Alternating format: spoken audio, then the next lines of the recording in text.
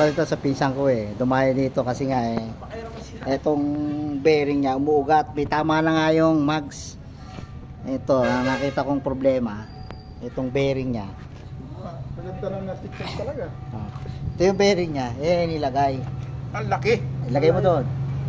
Oh? Gaano kalaki? Alugin mo. Alugin mo. Gagawin mo yun. Yun, oh. Yan, mali. Kaya sabi niya, bagong palit. Eh, hindi siya makapaniwala. Eh, bumili akong bago.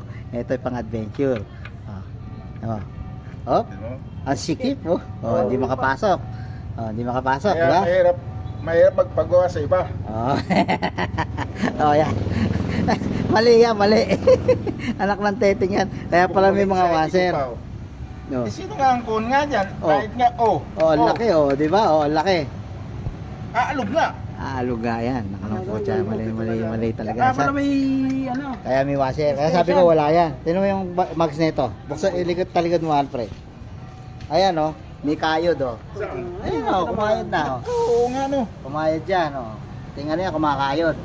Tumatama doon sa board joint yan. Ito Yan yung nararamdaman mo tumakab. Kumakabyos. ang dinig ko sa kabila. Ito No. pala, yun na. Oh, ito yun. O, di. Good job. Ano naman tayo? Ay, salamat. Good job na naman. Okay na, kakabit na natin to. Ay, salamat. Good job.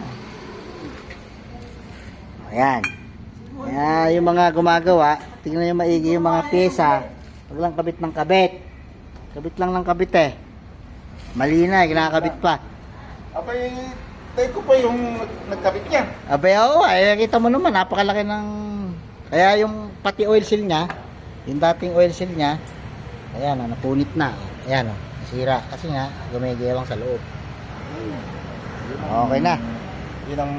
Good job! Sa iba. Mahirap talaga sa iba. Eh, ganun talaga kung minsan.